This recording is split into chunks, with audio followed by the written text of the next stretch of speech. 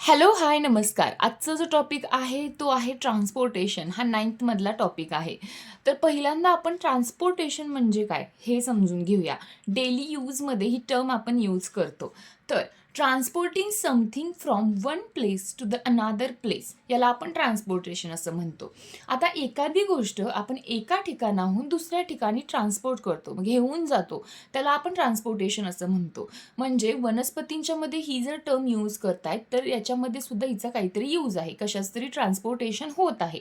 तर नेमकं कशाचं ट्रान्सपोर्टेशन होत आहे, तर वनस्पतींना सुद्धा वॉटरची, फूडची म्हणजे पाण्याची, अन्नाची गरज आहे. या गोष्टींचं ट्रान्सपोर्टेशन वनस्पतींमध्ये घडत असतं. Plant needs inorganic substances like nitrogen, phosphorus, magnesium, sodium. तर वनस्पतींना गरज असते काही इनऑर्गॅनिक सबस्टन्सेसची, जसं की नायट्रोजन, फॉस्फरस, मॅग्नेशियम, सोडियम. मग हे सगळे सबस्टन्सेस जे आहेत हे त्यांना मिळतात कुठून? तर सोर्स जो आहे तो आहे सॉईल. ठीक आहे. आता वनस्पतींची रूट्स जे आहेत म्हणजे मुळं जी आहेत ती खोलवर मातीमध्ये रुजलेली असतात. म्हणजे तिथूनच त्यांना हे सगळे घटक मिळत असणार आहेत. म्हणजे हे सगळं मिळण्याचा जो सोर्स आहे तो सॉईल आहे.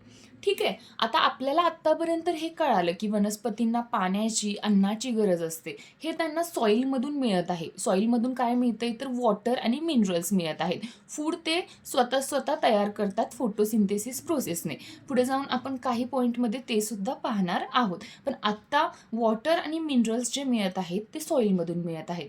पण हे वनस्पतींपर्यंत जाऊन पोचतं कसं? हा आपल्याला प्रश्न पडतोय. मग काही टिश्यूज असतात ज्यांना कंडक्टिंग टिश्यूज असं म्हटलं जातं. आता कंडक्टिंग टिश्यू कोणते कोणते आहेत? पहिला आहे तो झायलेम आहे, दुसरा आहे तो फ्लोएम आहे. जो झायलेम आहे तो कंडक्ट वॉटर म्हणजे तो वॉटर कंडक्ट करण्याचं काम करतो आणि वनस्पतींच्या सगळ्या भागांपर्यंत ते पाणी पोहोचवण्याचं काम करतो.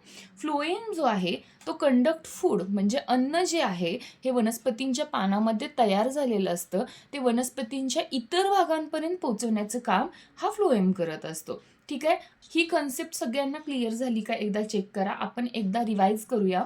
टिश्यूज ज्यांना कंडक्टिंग टिश्यूज म्हणतात हे दोन प्रकारचे आहेत, झायलेम आणि फ्लोएम. झायलेम जो आहे तो वॉटर कंडक्ट करण्याचं काम करतो म्हणजे पाण्याचं वहन करतो. फ्लोएम जो आहे कंडक्ट फूड म्हणजे अन्नाचं वहन करण्याचं काम करतो. All parts of the plant connect with this conducting tissues. आता हे दोन कंडक्टिंग टिश्यू आहेत, यांना वनस्पतीचे सगळे पार्ट जोडलेले असतात. कारण वनस्पतींच्या प्रत्येक भागाला पाण्याची, अन्नाची गरज आहे आणि हे सगळं पोहोचवण्याचं काम झायलेम आणि फ्लोएम करणार आहे. त्यामुळे वनस्पतींचे सगळे पार्ट जे असतात ते कनेक्ट होतात झायलेम आणि फ्लोएमला. Transportation of water in plant. तर आता आपण बघितलेलं आहे की ट्रान्सपोर्टेशन होत आहे वॉटरचं आणि फूडचं. त्यातलं ट्रान्सपोर्टेशन ऑफ वॉटर पहिल्यांदा आपण बघणार आहोत. ते दोन वेनं होत आहे. त्यातला पहिला जो आहे रूट प्रेशर आणि दुसरा जो आहे ट्रान्सपिरेशन पूल. त्यातला पहिला आपण बघणार आहोत रूट प्रेशर. ह्याचं मेकॅनिझम नक्की काय आहे, रूट प्रेशर थ्रू हे ट्रान्सपोर्टेशन वॉटरचं कसं घडतं हे आपण बघणार आहोत. हे याचं मेकॅनिझम आहे. So let start. Root cell contact with water and mineral in the soil. तर वॉटर आणि मिनरल हे सॉईलमध्ये असतात. ठीक आहे. मग रूट सेल जे असतात म्हणजे ज्यांचा संपर्क सॉईलसोबत येतो, रूटचा संपर्क सॉईलसोबत येतो, तिथे काही रूट सेल असतात, त्यांचा कॉन्टॅक्ट सॉईलमधल्या वॉटर आणि मिनरलसोबत येतो. Water and mineral enter in cell due to the difference in concentration. आता ते वॉटर आणि मिनरल एंटर होतं सेलमध्ये. हे सेलमध्ये जाऊन पोहोचतं. कशामुळे? तर due to difference in concentration. आता डिफरन्स इन कॉन्सन्ट्रेशन ही टर्म काय आहे हे समजून घ्या. तर सॉईलमध्ये वॉटर आणि मिनरल याचं कॉन्सन्ट्रेशन, याची क्वांटिटी जास्त असणार आहे आणि सेलमध्ये ते कमी प्रमाणात असणार आहे आणि तिथे कॉन्सन्ट्रेशन ग्रॅडियंट तयार होणार आहे, एक डिफरन्स तयार होणार आहे आणि या डिफरन्समुळे जिथे जास्त वॉटर आहे तिकडून ते ट्रान्सपोर्ट होणार आहे जिथे कमी वॉटर आहे तिथे. मग कमी वॉटर कुठं आहे तर रूट सेलमध्ये आहे. म्हणजे हे वॉटर सॉईलकडून रूट सेलकडे ट्रान्सपोर्ट होणार आहे. याचाच अर्थ सॉईलमध्ये असलेलं वॉटर अँड मिनरल एंटर करणार आहेत रूट सेलमध्ये. हे कशामुळे झालं तर difference in concentration. This cell become turgid. आता हे वॉटर आणि मिनरल सेलमध्ये इंटर झाल्यामुळे ती सेल टर्जिड झाली, म्हणजे फुगली थोडक्यात. This turgid cell exert pressure on adjacent cell. आता या सेलच्या शेजारी दुसरी सेल असणार आहे. आता या सेलवर जर प्रेशर निर्माण झालं, वॉटरमुळे प्रेशर निर्माण झालं, ती टर्जिड झाली. ही टर्जिड झाल्यामुळे ती तिचं प्रेशर एक्झर्ट करणार आहे शेजारच्या सेलवर, ॲडजेसंट सेलवर. ठीक आहे, म्हणजे हिच्यामध्ये प्रेशर निर्माण झालं, ही सेल टर्जिड झाली, तिच्यामुळे तिनं एक्झर्ट केलं pressure on adjacent cell. This is called a root pressure. यालाच आपण रूट प्रेशर असं म्हणतो. थोडक्यात समजून घ्यायचं झालं तर रूट सेल जे आहेत हे वॉटर आणि मिनरल जे आहेत सॉईलमध्ये त्यांच्याशी कॉन्टॅक्ट आला. वॉटर आणि मिनरल एंटर झाले सेलमध्ये. कशामुळे? तर डिफरन्स इन कॉन्सन्ट्रेशन. तर दोन्हीमध्ये कॉन्सन्ट्रेशन ग्रॅडियंट होता, फरक होता. त्याच्यामुळे हे वॉटर इंटर झालं. जास्त वॉटर जिथे होतं तिथून कमी वॉटर जिथं होतं तिथं ते ट्रान्सपोर्ट झालं. सेलमध्ये हे वॉटर आल्यामुळे ही सेल टर्जिड झाली, म्हणजे ही फुगली. आणि ही टर्जिड सेल जी आहे हिनं स्वतःचं प्रेशर एक्झर्ट केलं ऑन ॲडजेसंट सेल. म्हणजे ही सेल फुगल्यामुळे हिच्यावर प्रेशर क्रिएट झालं आणि तिने ते प्रेशर शेजारच्या सेलवर एक्झर्ट केलं. यालाच आपण रूट प्रेशर असं म्हणतो. हे सगळं प्रेशर जे आहे हे रूटवर झालेलं आहे, रूटमुळे झालेलं आहे, म्हणून याला रूट प्रेशर असं म्हटलं जातं.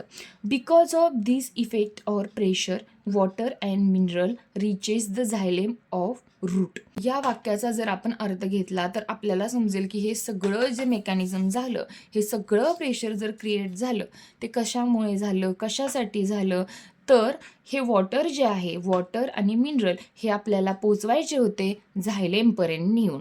कारण झायलेम हा कंडक्टिंग टिश्यू आहे. झायलेमच वॉटर आणि मिनरल ट्रान्सपोर्ट करणार आहे वनस्पतींच्या प्रत्येक पार्टमध्ये.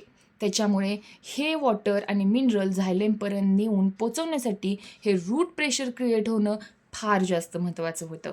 Water continuously push forward to reduce difference in concentration. होणार काय आहे की आता हे झायलेमपर्यंत येऊन पोचलेलं आहे. ठीक आहे, इथे सुद्धा काय होणार आहे, एका सेलमध्ये सेम मेकॅनिझम घडत जाणार आहे. एका सेलमध्ये वॉटर आणि मिनरल इंटर झाले, ती टर्जिड होणार आहे. ती टर्जिड झाल्यानंतर एक्झर्ट करणार आहे शेजारच्या सेलवर, प्रेशर एक्झर्ट करणार आहे, वॉटर पुन्हा तिथे ट्रान्सपोर्ट होणार आहे. असं करत करत म्हणजे वॉटर कंटिन्युअसली पुश फॉरवर्ड, पुढे पुढे ढकललं जाणार आहे. आणि त्याच्यामुळे कॉन्सन्ट्रेशन ग्रॅडियंट म्हणजे जो डिफरन्स आहे वॉटर कॉन्सन्ट्रेशनमधला, एका सेलमध्ये जास्त आणि एका सेलमध्ये कमी, हा जो डिफरन्स आहे हा कमी होत जाणार आहे. Because of this water column is formed. आणि या सगळ्यामुळे एक वॉटर कॉलम फॉर्म होणार आहे. आता वॉटर कॉलम फॉर्म होणार आहे म्हणजे काय, तर आपण थोडक्यात हे जर मेकॅनिझम बघितलं तर वॉटर मिनरल एका सेलमधून दुसऱ्या सेलमध्ये ट्रान्सपोर्ट होत आहेत. कॉन्सन्ट्रेशन ग्रॅडियंट, कॉन्सन्ट्रेशन डिफरंट जो आहे कमी कमी होत चाललेला आहे. असं करत एक वॉटर कॉलम तयार होणार आहे. आणि जिथंपर्यंत वॉटर आणि मिनरल वनस्पतींना नेऊन पोचवायचे आहेत ते तिथेपर्यंत जाऊन पोचणार आहेत. तर ही जी डायग्रॅम आहे जी तुमच्या बुकमधील आहे, खाली जी थेअरी दिलेली आहे तोच पार्ट मी तुम्हाला मेकॅनिझममध्ये इझी वेने सांगितलेला आहे. आता वरची डायग्रॅम तुम्ही पाहिली तर एका बाजूला रूट्स दाखवलेले आहेत, त्याचाच एक इंटरनल सेक्शन बाजूला दाखवलेला आहे. यामध्ये रूट हेअर, वॉटर, सॉईल असे दाखवलेले आहेत. सॉईलमध्ये असलेले वॉटर रूट सेल किंवा हेअरमध्ये एंटर करतात. देन कॉर्टेक्समध्ये ते एंटर करतात. हे सगळं कॉन्सन्ट्रेशन डिफरन्समुळे होतं, ज्याने रूट प्रेशर क्रिएट होतं, ज्यामुळे ते झायलेमपर्यंत जाऊन पोचते. वॉटर कॉलम तयार होतं ज्याच्यामुळे वनस्पतींच्या प्रत्येक भागापर्यंत हे वॉटर जाऊन पोचते. तर हे ओव्हरऑल मेकॅनिझम होतं रूट प्रेशरचं. ट्रान्सपोर्टेशन ऑफ वॉटर इन प्लांटमधला पहिला आपण रूट प्रेशर हे बघितलेलं आहे. दुसरा जो आहे हा ट्रान्सपिरेशन पूल आहे, हा आपण पुढच्या पार्टमध्ये बघणार आहोत. या पार्टमध्ये जे काही तुम्हाला सांगितलेलं आहे ते समजलं की नाही हे मला कमेंट करून नक्की सांगा. काहीही शंका असेल तर मला कमेंट करून नक्की विचारा. Thank you so much.